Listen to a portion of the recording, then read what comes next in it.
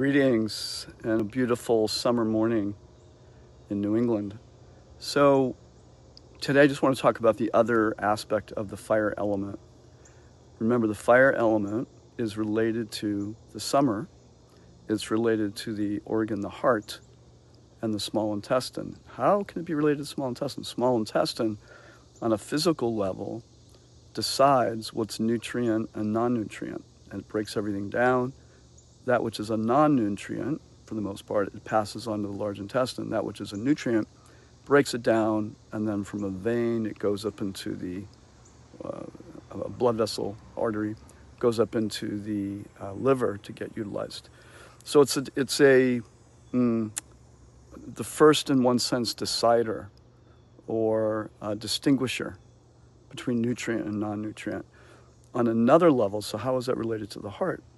Well, it's the decider for what nourishes us, number one, but also on a more emotional level, it discriminates between that which nourishes us physically, not just physically, but mentally and emotionally and spiritually, and what is a toxin for us, or what we are meant to let go of or pass on. So every organ, again, has these very dynamic physical components, but also emotional and spiritual, mental components as well.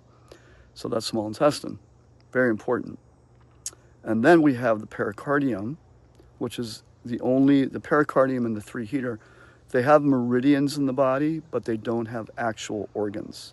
It's the only meridians really, other than the central channels, that don't have organs.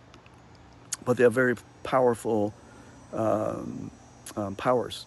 So the pericardium is related to the sac around the heart. So it's a protective sac around the heart.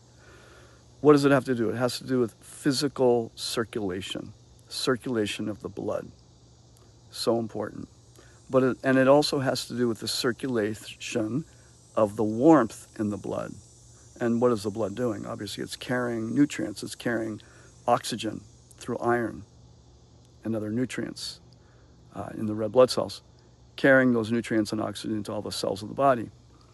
So it's super important, this pericardium. Emotionally, it has to do with emotional circulation. It has to do with, just like the blood is warm to keep the body warm, the pericardium, the circulation in the blood has to do with joy and being able to open the heart appropriately and even close the heart appropriately. It's a guard at the door of the heart.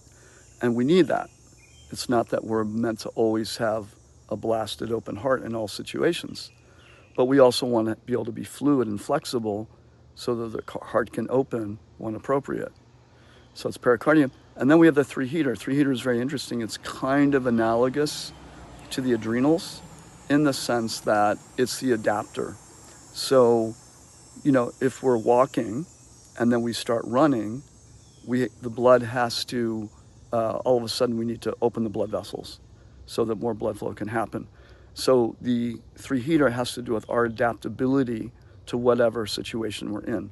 Even from an emotional perspective, if you're having an intimate one-on-one conversation and then you go into a big party, all of a sudden that capacity to adapt from intimate to group, that's three heater. And some people are quite imbalanced in that way. Some people are very social, they can't be one-on-one. Some people can be one-on-one, they can't be very social, or it's a big transition. It also has to do with our adaptability in other areas of life too. How adaptable is our heart? How much can we shift from one person to the next? How much can we shift in and out of a feeling or emotion? It's related to the emotion joy as well, for sure.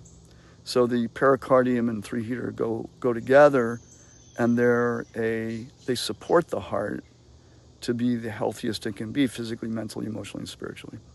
And remember, all the elements: earth, water, fire, air, ether, mind, intelligence, ego, consciousness, and then soul, Atma. So all these elements are in the context of the Atma. All right, have a great day. We'll talk more about the air elements likely tomorrow.